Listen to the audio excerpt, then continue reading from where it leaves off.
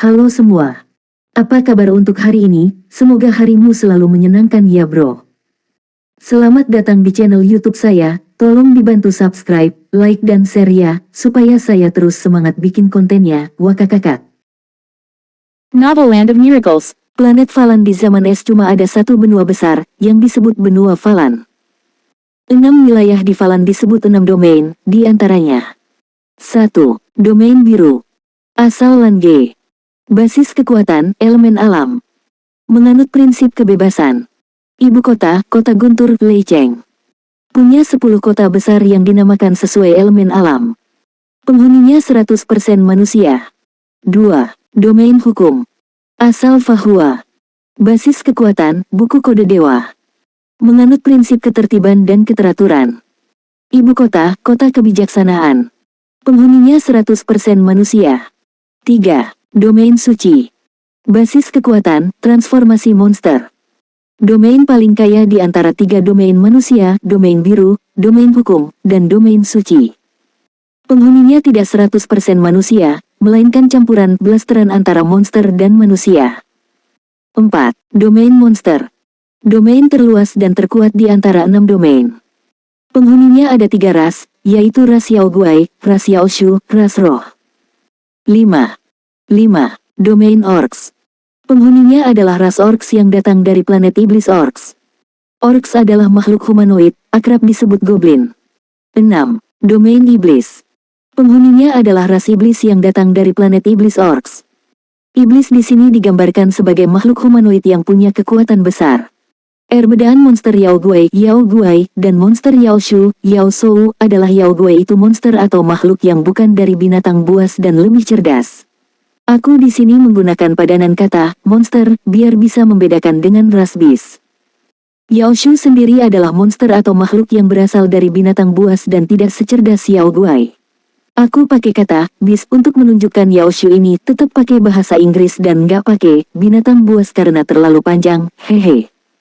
7 lautan di Falan disebut 7 lautan warna, di antaranya 1. Laut biru tanpa ujung. 2. Laut merah magma. 3. Laut jingga suci. 4. Laut hijau kehidupan. 5. Laut kuning kotor. 6. Laut biru langit hantu. 7. Laut ungu dalam. Novel Land of Miracles, Chapter 1 The God-Given Code. Langit yang tidak berawan itu membuat pemandangan tampak sangat cerah. Di bawah langit, lembah tampak subur dengan beragam tanaman yang tumbuh. Di sana hanya ada satu jalan untuk menuju lembah yang dinamakan satu garis langit, karena tebing di kedua sisi jalan mempersempit garis pandang dan hanya ada segaris cahaya dari langit. Dan jalan yang seharusnya sepi ini malah dipenuhi dengan orang yang berbaris rapi tanpa ada ujung yang terlihat. Semua orang meletakkan tangan kanannya di dada dan menekannya tepat di jantung, wajah mereka khusyuk dan serius. Kumpulan orang yang berbaris rapi itu maju ke depan dengan perlahan, terkadang membutuhkan beberapa menit hanya untuk mengambil satu langkah ke depan. Akan tetapi, tidak ada yang mengeluarkan suara berisik dan hanya maju secara perlahan dan sesuai urutan. Kumpulan orang tersebut memiliki karakteristik di mana satu baris adalah orang dewasa dan baris lain merupakan anak kecil, dan anak kecil dengan kisaran umur 5 atau 6 tahun itu sama sekali tidak berisik walaupun hawa di sana panas sekali. Ketika mereka lapar, mereka dengan tenang akan makan beberapa makanan kering yang mereka bawa. Ketika mereka haus, mereka akan meminum air dari tabung bambu yang dibawa di punggung mereka. Namun apapun yang mereka lakukan, ketika mereka melangkah dan berbaris, tangan kanan mereka akan selalu ditekankan ke dada dan tidak pernah diturunkan. Fahua sudah ada di barisan selama 3 hari 3 malam. Bagaimanapun dia hanya seorang anak kecil berusia 5 tahun. Oleh karena tidak bisa beristirahat dan hanya bisa melangkah ke depan, dia hampir menutup matanya dan limbung. Namun, jauh di dalam matanya, ada tekad besar yang menguatkannya. 2. Barisan itu kemudian bergerak dan mengambil beberapa langkah lagi. Pandangan yang semula terbatas tiba-tiba menjadi jelas, udara yang bersih dengan harum tanaman dan tanah lembab bergegas memburunya. Di kegelapan, ia seperti mendapat kekuatan yang menyegarkan pikirannya, dan semua kelelahan tersapu dengan cepat. Lembah itu tampak sangat datar, hanya ada rumput dan semak belukar dan tidak ada pohon-pohon tinggi. Bidang pandang yang luas membuat lembah ini seketika dapat dilihat dengan jelas. Kumpulan orang itu berbaris membentuk 2 baris memanjang, satu untuk orang dewasa dan satu untuk anak kecil, dan mereka masih berjalan ke depan. Tujuan mereka semua sama, yaitu aula besar di tengah lembah. Aula utama itu tidaklah begitu megah, struktur di dalamnya hanya menggunakan kayu dan sepertinya itu didasarkan pada kesederhanaan dan kekuatan. Aula itu memiliki tinggi sekitar 100 meter dengan lebar 300 meter. Bubungan atapnya bergelombang membentuk seperti aliran air. Ada 12 pilar besar dari kayu di bagian depan. Pintu masuk utama berseberangan, tingginya masing-masing 60 meter dan terbuka ke kedua sisi.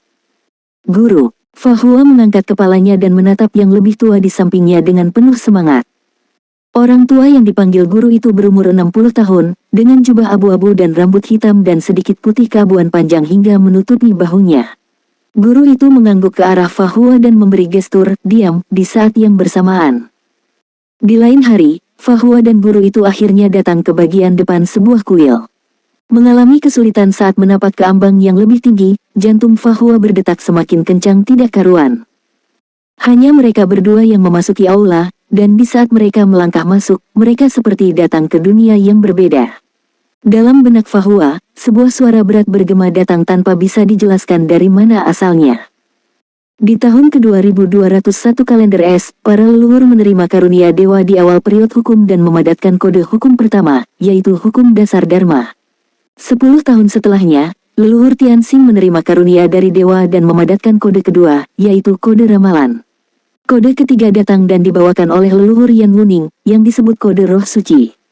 Ketiganya adalah 3 kitab suci utama dan Facu, Tianxing, serta Yan Wu dikenal sebagai 3 leluhur suci.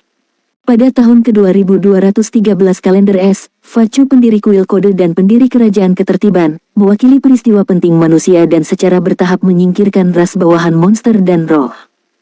Beberapa dekade setelahnya, perang pecah di antara kerajaan kayu, kerajaan kebebasan yang mengontrol elemen, dan kerajaan roh suci yang menyatukan kemampuan monster dan roh. Leluhur Yan Wu tidak ingin melanjutkan perang ini, yang mana akan menumpahkan banyak darah. Lalu, terjadi perubahan pada kuil kode hingga menyebabkannya hancur dan dikalahkan. Setelah itu, kode roh suci hilang. Kerajaan kayu di sini mengacu pada Jianmu, yang artinya membangun kayu. Oleh karena semua nama aku translate ke Indonesia, aku translate juga ke bahasa Indonesia walau kedengaran aneh. Nantinya, kerajaan kayu ini jadi kerajaan ketertiban. Leluhur Tianxing sangat sedih akibat kematian leluhur Yan Wu dan meninggalkan negara Jianmu, menyegel kitab suci ramalan dan membuat ramalan terakhir, yaitu, benua Falan dan ras bawahan, termasuk manusia akan dihancurkan. Di tahun ke-2277 kalender S, Facu dengan mengorbankan hidupnya sendiri, memadatkan 12 kode hukum sekaligus yang dikenal dalam sejarah sebagai 12 kode dewa. Di bawah selubung kekuatan 12 kode dewa, anak yang lahir di kerajaan kayu dapat pergi ke kuil pada usia 6 tahun untuk menerima kode dari dewa. Saat tahun 2501 kalender S, sebuah planet yang ditinggali ras iblis dan ras orcs jatuh dan menabrak satu-satunya wilayah di planet Falan, yaitu benua Falan. Setelah ramalan terakhir Tianxing, leluhur dari kerajaan ketertiban menyatukan 2 kekuatan besar untuk menggabungkan 7 mutiara dewa, yaitu artefak yang disempurnakan oleh semua ras untuk melawan dampak dan menghindari kehancuran dunia. Namun, benua Falan pada akhirnya tetap hancur dan membentuk 6 wilayah akibat tabrakan dengan planet, yang kemudian dalam sejarah disebut dengan 6 domain. Tidak hanya memecah wilayah, itu juga merubah perairan menjadi 7 laut, yang dalam sejarah disebut 7 laut warna. Itu menandai berakhirnya zaman es, dan sebagai gantinya zaman kegelapan dimulai, yang juga dikenal dimulai dengan perhitungan pertama kalender gelap. Dari tahun ketiga hingga tahun ke-27 kalender gelap, penguasa baru kerajaan kayu, Fa Zhen, membawa sisa-sisa kerajaan kayu untuk mendirikan sebuah kerajaan ketertiban di salah satu 6 domain dengan berlandaskan hukum dasar Dharma dan 12 kode dewa sebagai petunjuk. Dengan itu, domain hukum terbentuk. Kerajaan kebebasan kemudian menempati sebuah domain bernama domain biru. Kerajaan roh suci menempati sebuah domain bernama domain suci. Domain-domain itu ditujukan untuk ras manusia. Lalu, iblis, monster, dan orcs menempati domain masing-masing, yaitu domain iblis, domain monster, dan domain orcs. Kemudian suara itu hilang, semua yang berada di depan Fahua perlahan menjadi jelas kembali. Aula besar dan kuno itu keseluruhannya benar-benar berstruktur kayu yang tidak cukup halus. Sepertinya struktur itu dibentuk dari pohon raksasa dengan akar yang saling terkait. Pilar-pilar kayu yang tebal tetapi tidak rata itu menopang keagungan aula. Tepat di tengah aula, di tengah langit, sebuah kertas putih melayang di sana. Lingkaran cahaya keemasan samar-samar berdesir di atasnya dan ada garis-garis emas samar yang mengalir di halaman buku yang sayangnya tidak bisa dilihat dengan jelas. Ya, seharusnya itu kertasnya. Meskipun Fahua masih muda, ia sangat semangat hingga debaran jantungnya berdetak lebih cepat saat itu. Suara yang menggema di telinganya tadi menceritakan sejarah dari kerajaan ketertiban dan juga asal-muasal kode. Fahua dengan jelas mengingat kalau gurunya pernah memberitahunya bahwa setelah kerajaan ketertiban mengambil kontrol dari domain hukum secara resmi, 12 kode dewa masing-masing dibagi menjadi 12 halaman. Sebanyak 144 halaman telah membentuk 144 kuil. Anak-anak di kerajaan ketertiban dapat memadatkan kode mereka sendiri di bawah penerangan halaman-halaman suci ini sebelum usia 6 tahun.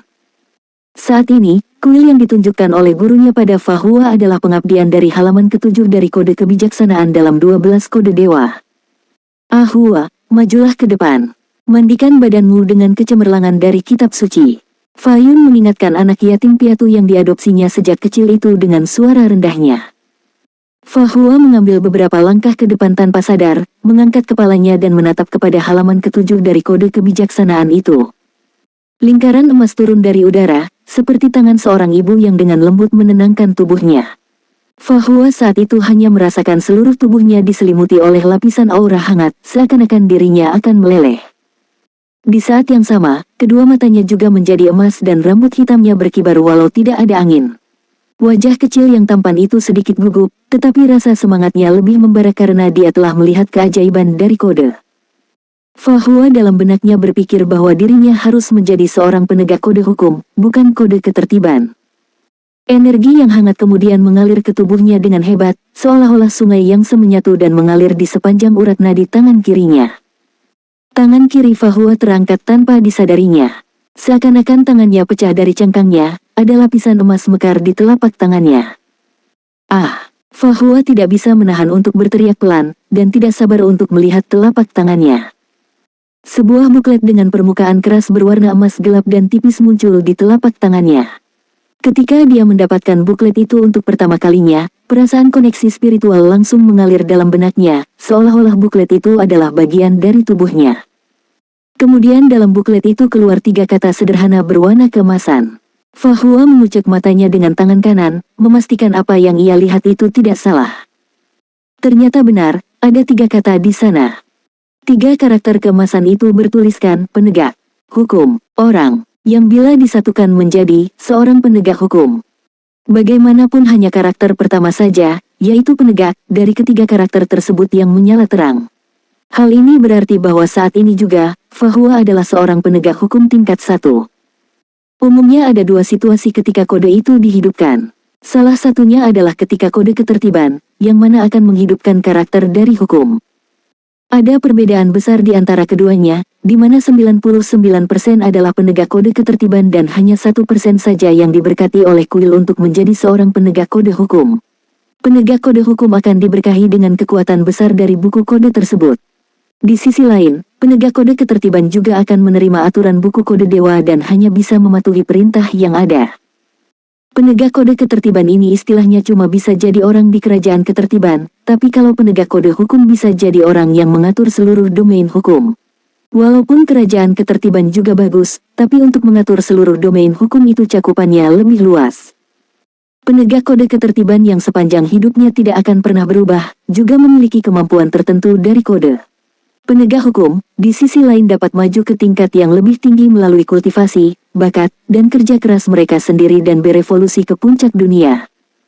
Guru, Fahua berbalik dan melihat ke arah Fayun dengan semangat. Fayun tersenyum kecil kepada Fahua dan membuat gestur, diam, lagi.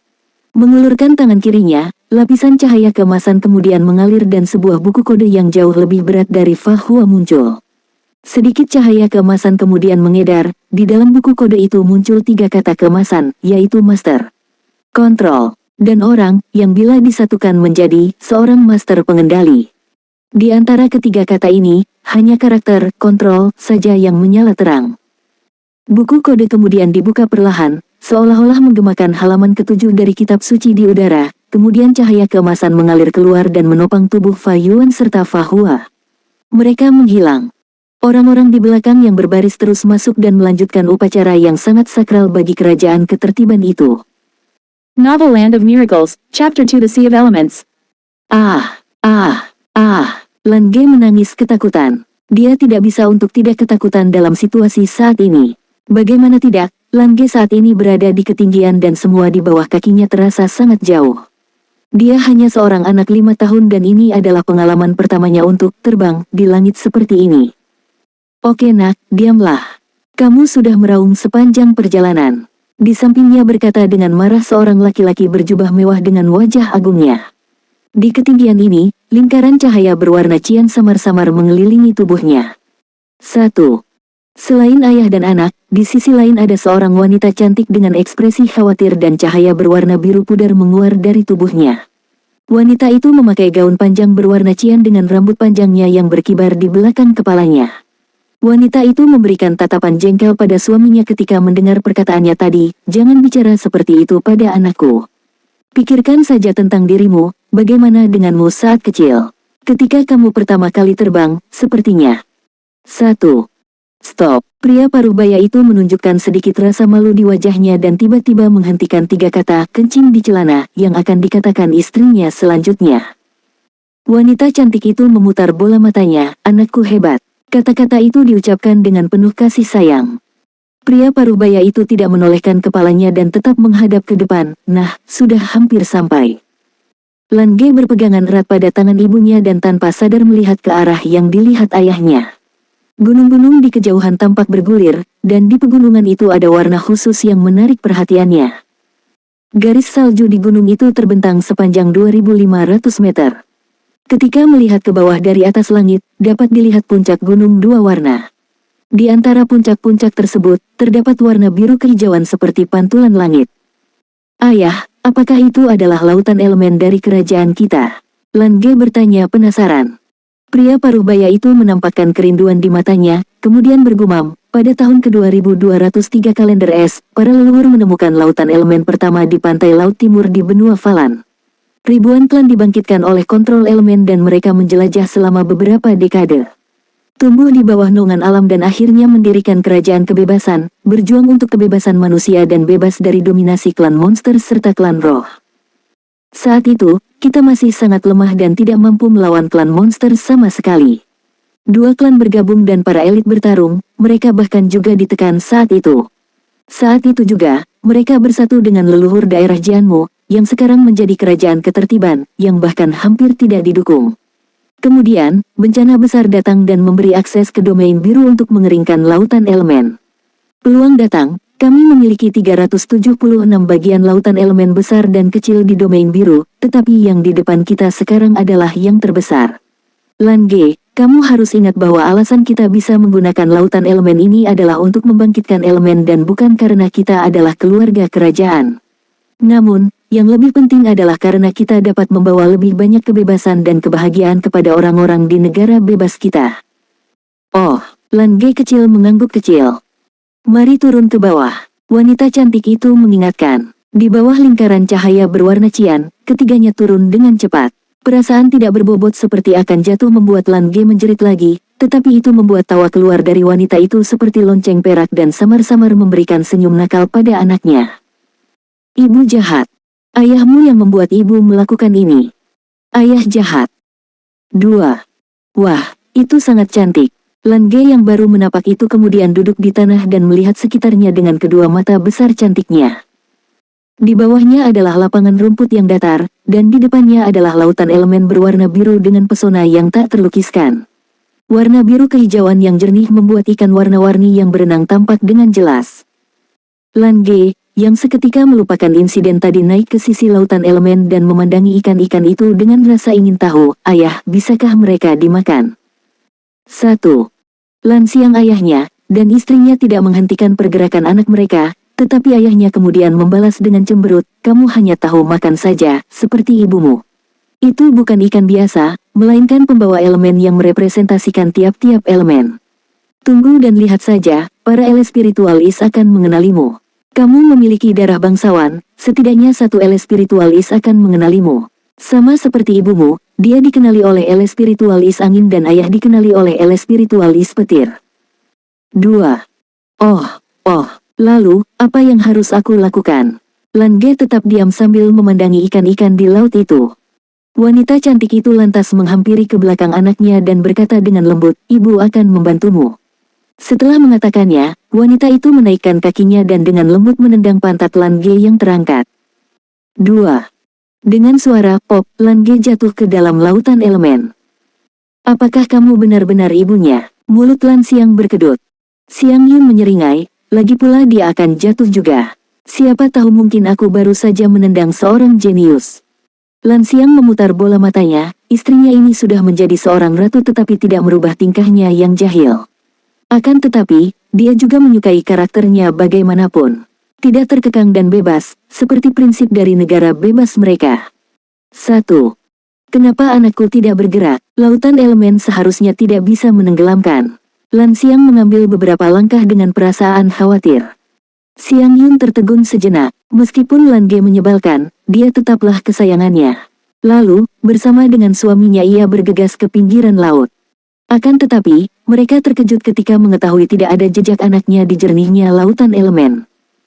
Kemana anaknya? Xiang Yun tanpa sadar melangkah akan masuk ke lautan elemen, tetapi tiba-tiba muncul cahaya pekat dan memantulkannya ke pinggiran kembali. Kecuali itu untuk kebangkitan elemen dan evolusi elemen, tidak ada yang bisa memasuki lautan elemen. Lan Ge, Xiang Yun tidak bisa menahan untuk berteriak. Bagaimana keadaan Lan Ge? Ditendang ke lautan oleh ibunya, Lan Ge refleks terkejut dan ingin berteriak, tetapi dia tidak bisa mengeluarkan suara. Lingkaran cahaya berwarna putih pudar menguar dari tubuhnya, dan ketika lingkaran cahaya itu keluar, Lan Ge tercengang. 1. Lan Ge terkejut mengetahui bahwa ikan-ikan berwarna yang sebelumnya ia lihat tiba-tiba menghampirinya, menggigit bajunya satu persatu, menggiring badannya, dan berenang ke kedalaman lautan elemen. Lan Ge ingin berteriak memanggil ayah dan ibunya, tetapi ia tidak bisa mengeluarkan suara sama sekali. Namun, anehnya di kedalaman lautan ini tidak membuat Lan Ge kesulitan bernapas. Sekelilingnya kemudian berubah menjadi dunia yang aneh dan berwarna, lalu ikan-ikan berwarna tadi menghilang. Lan Ge tercengang, dan seekor ikan besar tiba-tiba berenang ke arahnya. Ikan itu besar dan berwarna cian, 10 kali lipat lebih besar daripada ikan-ikan sebelumnya. Sisik di tubuhnya memancarkan warna biru emas yang samar dan kumis ikan yang panjang itu menyentuh wajah Lan Ge. Lan Ge tanpa sadar mengangkat tangannya untuk menyentuhnya, tubuh ikan cian besar itu dingin dan licin, tidak menghindari juga dari sentuhannya. Pada saat berikutnya, ikan itu tiba-tiba berubah menjadi cahaya biru dan menabrak Lan Ge. Badan Lan Ge terasa ringan, tetapi di saat itu juga sesuatu seperti dimasukkan ke dalam tubuhnya. Sebelum dia dapat merasakan dengan jelas, tiba-tiba seekor ikan merah besar datang padanya. Lalu, seekor ikan biru besar dan seekor ikan ungu besar juga datang. Ketiga ekor ikan itu tepat berada di depan Lan Ge dan mereka juga menyentuh badan Lan Ge menggunakan kumisnya. Kemudian, kejadian aneh muncul lagi. Ketiga ikan besar itu kemudian menggunakan tubuh besarnya untuk bertarung satu sama lain, dan secara tiba-tiba air di lautan elemen bergejolak.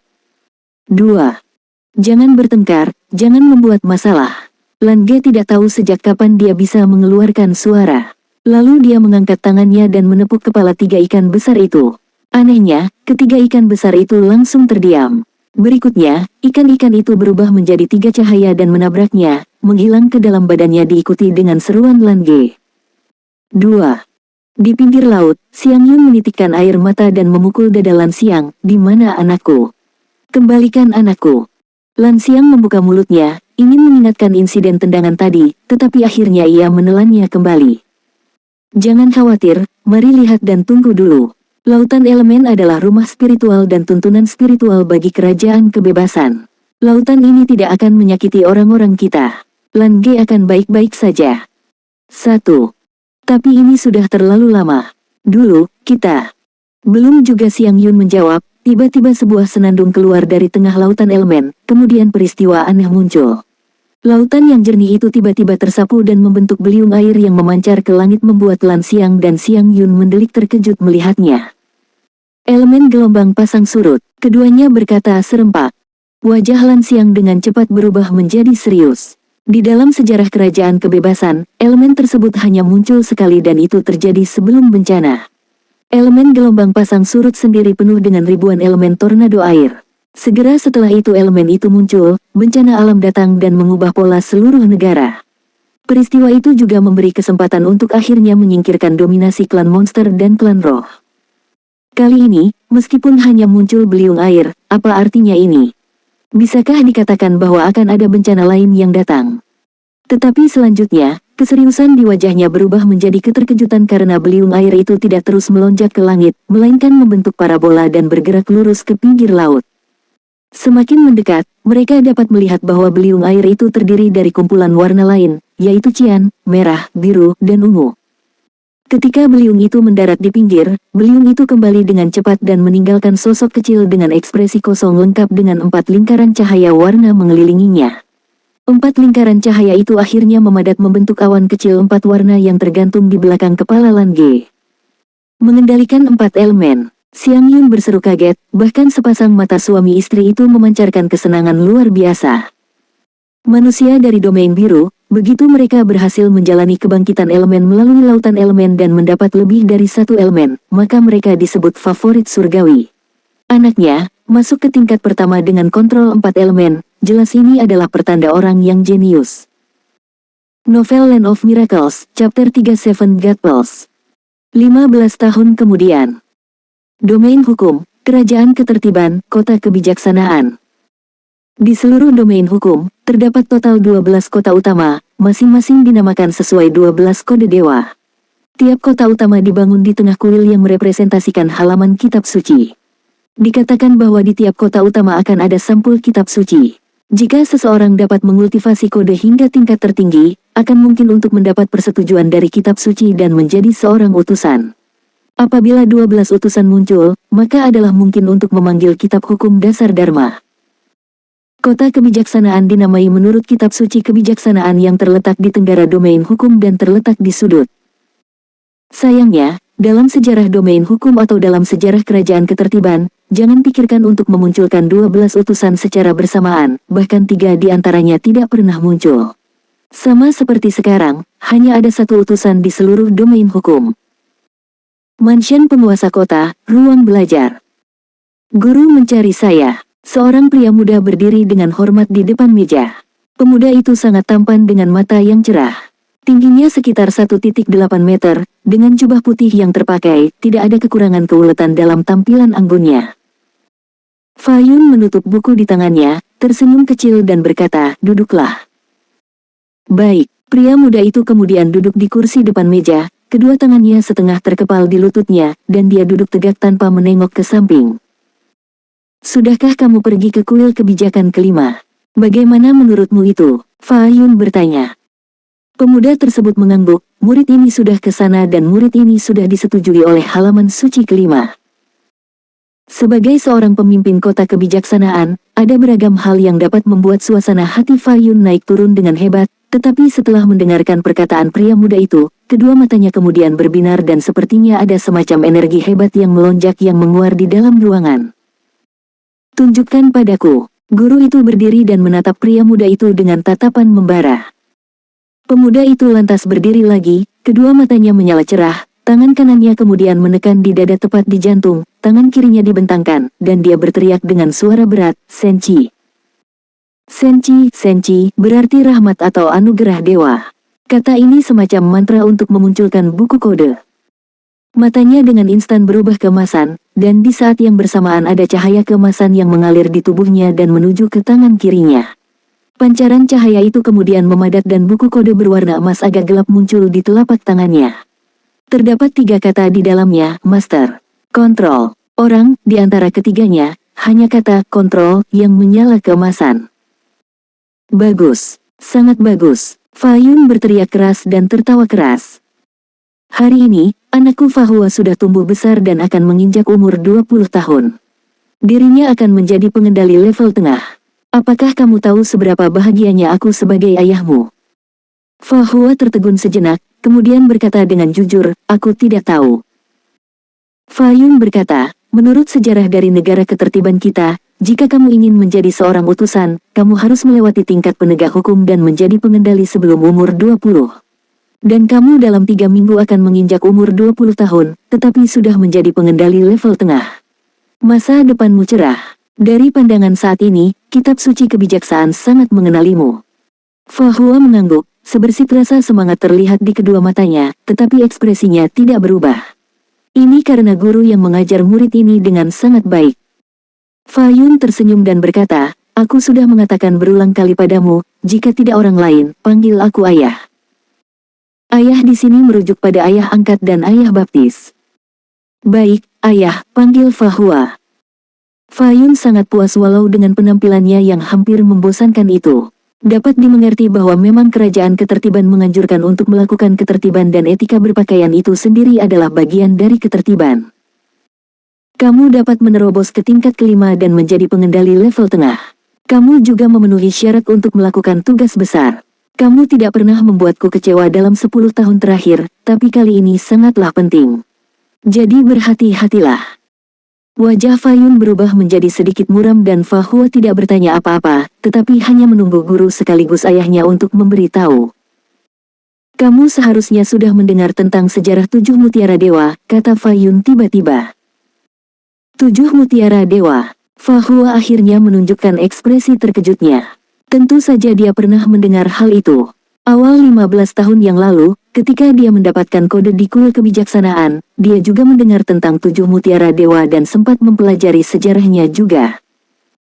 Ayah, apakah 7 mutiara dewa benar-benar ada? Fa Hua tidak begitu yakin. Fa Yun tersenyum dan berkata, kuil telah menyebutkannya, bagaimana bisa itu tidak nyata? Dulu, leluhur Tianxing untuk memprediksi bencana yang disebutkan di kitab kode ramalan. Baik monster dan para elit yang berkuasa di benua Falan mengetahuinya. Setelah 100 tahun, mereka ingin menyatukan daratan utama dan klan-klan di laut untuk mengerahkan semua jenis harta langit dan bumi. Berdasarkan nyala api teratai warna-warni yang terbuat dari magma laut jingga suci, darah dari 12 monster besar dan 12 roh surgawi dicairkan, dan dengan itu bisa menyempurnakan 7 artefak besar, 7 mutiara dewa. Sayangnya ketika bencana datang, kekuatan dari 7 mutiara dewa tidak bisa mencegah bencana itu. Akhirnya, planet Falan jatuh dan benua Falan hancur juga pecah. Tapi kejadian itu memberikan kesempatan untuk ras manusia. Saat itu, 7 mutiara dewa akhirnya tersebar. Walaupun 7 artefak itu gagal menghentikan bencana, mutiara itu mampu memperlambat jatuhnya planet, sehingga tidak sepenuhnya menghancurkan planet kita. Setelah itu, ketujuh mutiara itu tersebar dan tidak ada yang mengetahui kemana hilangnya.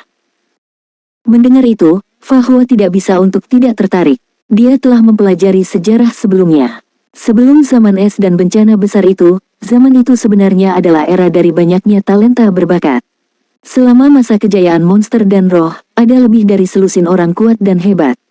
Yang disebut dengan kekuatan hebat adalah keberadaan yang menakutkan, di mana mereka telah berkultivasi ke puncak tingkat dewa dan memiliki basis kultivasi hingga tingkat ke-12. Makhluk seperti itu, ibarat memiliki kekuatan untuk memindahkan gunung, mengisi lautan, memindahkan bintang, dan mengguncang dunia. Sekarang, di seluruh planet Falan hanya ada segelintir orang dengan tingkat kekuatan ini. Bagaimanapun, bencana tetaplah bencana yang mengakibatkan penurunan pada planet Falan. Guru, apa maksud Anda mengatakan itu kepada murid ini? Fa Hua tiba-tiba terpikirkan sesuatu dan kedua matanya berkedip. Fa Yun berkata dengan serius, ketika 7 mutiara dewa disempurnakan, leluhur Fa Chu juga turut serta. Di saat yang bersamaan, leluhur pertama dan pendiri domain biru, Lan Qiong, juga berpartisipasi dalam penyempurnaan artefak ini. Pada saat itu, tidak peduli apakah kita atau negara bebas, keduanya masih bawahan dari monster dan roh, tetapi kedua leluhur sudah memiliki kekuatan hingga tingkat 12. Jadi, mereka dipanggil oleh monster dan roh. Saat memurnikan 7 mutiara dewa, kedua leluhur bersama dengan monster dan roh lainnya bertanggung jawab untuk memperbaiki dan memurnikan salah satu mutiara itu. Meskipun dalam konsep kita mengikuti prinsip ketertiban dan negara bebas mengikuti prinsip kebebasan, tetapi pada akhirnya, kita semua adalah manusia. Itu berbeda dengan domain suci yang menganggap mereka adalah keturunan monster dan roh. Akhirnya, pemurnian mutiara itu berhasil dan selesai. Ketika itu selesai, dua leluhur tersebut menyuntikkan esensi darah mereka ke dalam mutiara pada saat yang bersamaan. Akan tetapi, pada saat yang sama hal itu menyebabkan kegelisahan pada kitab hukum dasar Dharma dan lautan elemen, yang kemudian menyebabkan penambahan lapisan yang tak tertandingi pada mutiara. Hal itu juga membuat mutiara ini menjadi keberadaan yang paling bersahabat dengan kita. Berbicara tentang hal ini, Fa Yun berhenti sejenak, menatap Fa Hua dengan tatapan dalam dan berkata dengan serius, belum lama ini, utusan telah merasakan keberadaan mutiara itu. Wu Shuangzu. Fa Hua terkejut dan berseru. 1. Wu Shuangzu, berarti mutiara tanpa tanding, salah satu dari 7 mutiara dewa. 5. Iya, itu adalah Wu Shuangzu. Suara Fa Yun juga turut meningkat ditambah dengan wajah yang bersemangat. Dengan kekuatan dari kitab suci, utusan telah merasakan kalau Wu Shuangzu terdapat di sebuah pulau kecil di Laut Biru tanpa ujung, berlokasi di wilayah Laut Tenggara Kotak Kebijaksanaan kita. Tampaknya Wu Shuangzu juga memiliki petunjuk lain. Utusan mengatakan bahwa kita perlu 1 orang dari kota kebijaksanaan, dan hanya 1 orang yang bisa mendarat di pulau itu untuk mencari Wu Shuangzu. Kultivasi rang ini harus berada di bawah tingkat 6 dan di bawah usia 30 tahun. Bahkan jika itu adalah utusan, kembali lagi itu hanya intuisi kecil dan tidak mungkin untuk akhirnya menentukan apakah itu adalah salah satu dari 7 mutiara dewa, Wu Shuangzu. Namun, karena ini terkait dengan kitab suci kebijaksanaan, di mana utusan itu bukanlah pengendali kitab suci kebijaksanaan, jadi mereka memberiku perintah untuk mencari Wu Shuangzu. Aku telah memikirkannya, hanya anakku yang terbaik dan cocok untuk mengemban tugas ini. Entah itu dari usia, bakat, dan kultivasi, semuanya cocok. Aku akan memerintahkan 500 orang bijak untuk pergi bersamamu menggunakan kapal besar untuk menjelajah. Tapi ingat, ketika kamu mencapai pulau itu, hanya 1 orang saja yang bisa pergi dan kamu tidak bisa mengandalkan kekuatan orang lain. Jika kamu bisa menemukan Wu Shuangzu, maka kamu akan mendapat perhatian utusan. Di saat itulah masa depanmu akan terjamin dan tidak terbatas. Wu Shuangzu, tidak peduli seberapa tenang Fa Hua, dia masih 20 tahun. Kata Wu Shuangzu, masih membuatnya tertarik dan kagum. Bisakah dia benar-benar menemukan mutiara ini? Guru, apa yang bisa dilakukan oleh Wu Shuangzu ini? 2. Aku juga tidak tahu. Faktanya, tidak ada yang tahu tentang itu. Semua monster dan roh yang menyokong 7 mutiara dewa mengorbankan diri mereka sendiri, dan para leluhur kita tidak ada yang tahu. Apa fungsi dari 7 mutiara dewa ini? Kamu hanya bisa mengetahuinya setelah kamu mendapatkannya. Apakah kamu bersedia pergi? Iya, murid ini bersedia.